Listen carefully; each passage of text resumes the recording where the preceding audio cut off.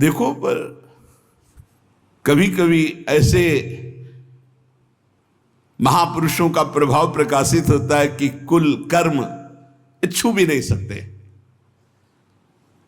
सदन जी जैसे स्वर्ण कसौटी पे कसा जाए तो खरा निकले, ऐसे खरे महाभागवत थे। उनके हृदय में एक बार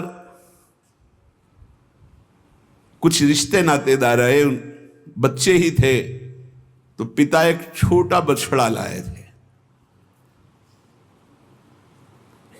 वहां तो कटते ही रहते थे।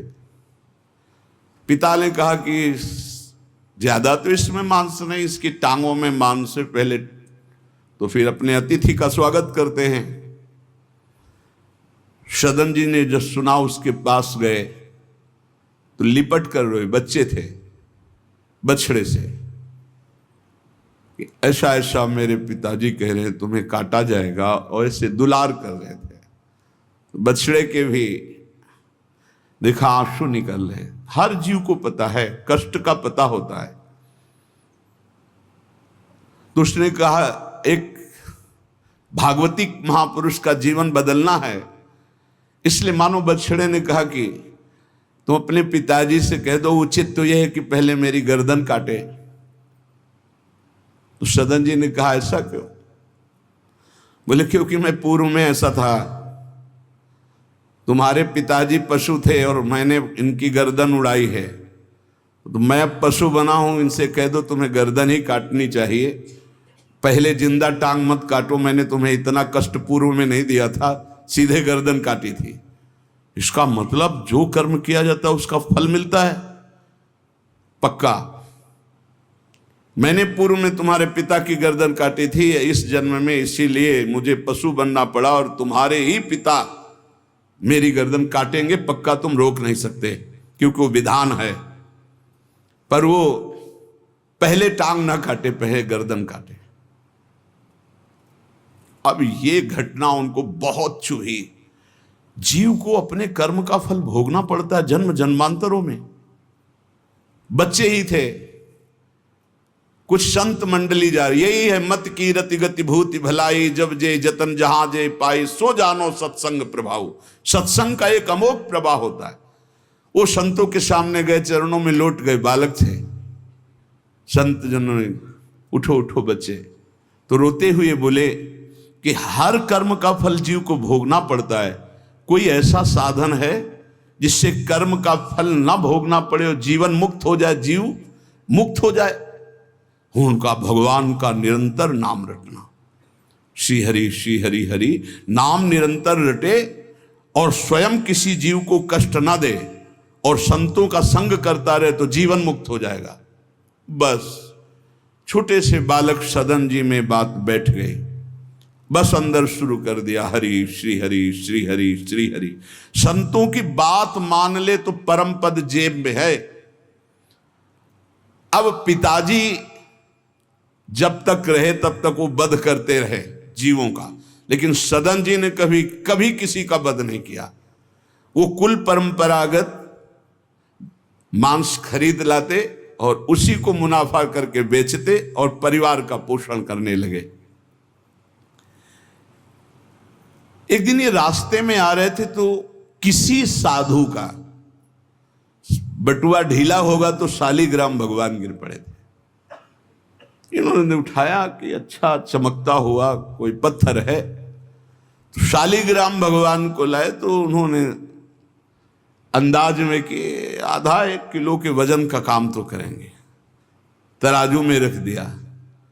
हरि श्री हरि श्री हरि श्री हरि, हर समय नाम जपना। ये तो बचपन से शुरू था संतों की कृपा से, और भगवान से अंदर से समर्पण था। ये नहीं जानते थे कि शालिग्राम भगवान है, देखा ही नहीं था कभी भगवान के शालिग्राम रूप को। अब जैसे कोई कहता कि 5 किलो दो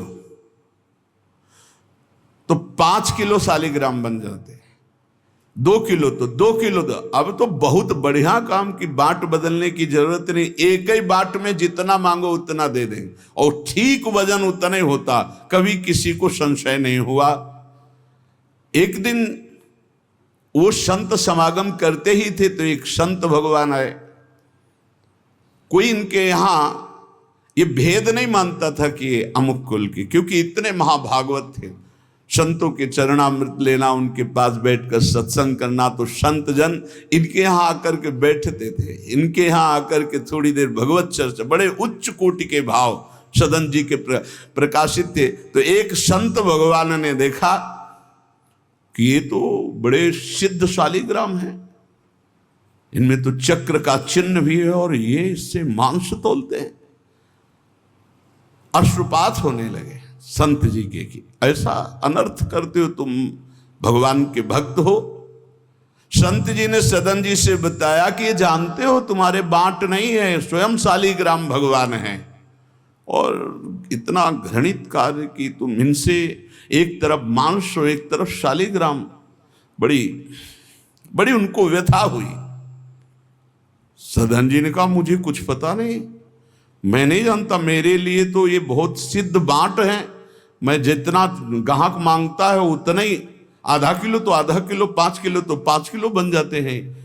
आप देखो अपने कुल कर्म को कर रहे हैं और नाम जप कर रहे हैं, और संतों की कृपा है। तो देखो अचानक रास्ते में भगवान शालिग्राम जी मिले थे। उन्होंने कहा अगर ये भगवान है तो आप ले लो, हम तो सेवा पूजा कुछ जानते नहीं, आप इनको ले जाओ। संत जी ले गए, और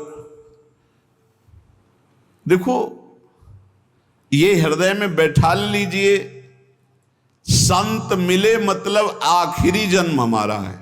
विश्वास अगर कर ले, पक्का समझ लीजिए ये तुम्हारा विश्वास काम करेगा। निमज्जोन्मज्जताम घोरे भवाब्धौ परमायनम संतो ब्रह्मविदा शांता निर्दडे वापसु मज्जताम। इस घोर संसार सागर में जो हम डूब रहे हैं, तो भगवान भेजते हैं ब्रह्मवेत्ता संत महापुरुष का समागम, और जहां संत मिले तो आखिरी जन्म समझो इस संसार समुद्र से पार होने के लिए सुदृढ़ नौका संत समागम है। भव सागर कहाँ नाव, शुद्ध संतन के चरण, तुलसीदास प्रयास बिनु मिलहि राम दुख हरन। संतों के चरणों का सानिध्य मिला तो देखो सदन जी हरिनाम जपने लगे, सदन जी के हृदय में संतों के प्रति प्रियता बढ़ी, शालिग्राम भगवान मिल, सब बानक बन जाता है। अब संत जी शालिग्राम भगवान को ले गए, एकांत में जाकर के भगवान का पंचामृत से अभिषेक किया, और इसके बाद वेद की स्तुति की, पुरुष सूक्त, शास्त्र शीर्षा पुरुखा सहस्राक्षा शास्त्रपात। भगवान को बिल्कुल अच्छा नहीं लगा। देखो भगवान प्रीति चाहते हैं, सिद्धांत एक अलग होता है। इसीलिए कल हम ऊपर कुछ साधकों से कह रहे थे कि किसी भी साधक को ठाकुर जी में जिस रूप में आसक्ति हो उसको ठेस नहीं पहुंचानी चाहिए, क्योंकि पता नहीं कितना आसक्त हो, आप देख करके अच्छा चलो, ऐसे नहीं कभी वही ओहो धन्य भाग, कितने सुंदर आपके ठाकुर जी है, बहुत सुंदर, आप खूब प्यार कीजिए, क्योंकि पता नहीं वो कितनी गहराई से प्यार कर रहा है आप, तो उसका हृदय बहुत दुखी हो जाएगा। भक्त का हृदय दुखी हुआ तो आपकी उपासना में फर्क पड़ जाएगा। संत जी को लगा था कि कसाई कुल में जन्मे हैं, मांस का उधर पल्ला इधर ठाकुर, क्या अपराध कर रहा है, उनको ऐसा, और बाहरी दृष्टि में लगता भी ऐसा ही है। तो कहा भयो जो पे बड़े कुलहू में जन्म भयो, जप तप नेम व्रत साधन अपार है। कहा भयो तीर्थ अनेकन गमन किए, गयो नहीं जौलो निज मन को विकार है। जौलो मेरे संतन में राखे जा जाति भेद सदा, तौलो कहो कैसे वह पावे सुख सार है। मेरे साधु नीच पद पंकज ना धोयो जोलो, सब शास्त्रन को पढ़िबोई भार है। जरा भी भाव किसी भी संत जो भगवत मार्ग के प्रतीक है, जाति पक्ष में रूप पक्ष में, इनके तेज तो है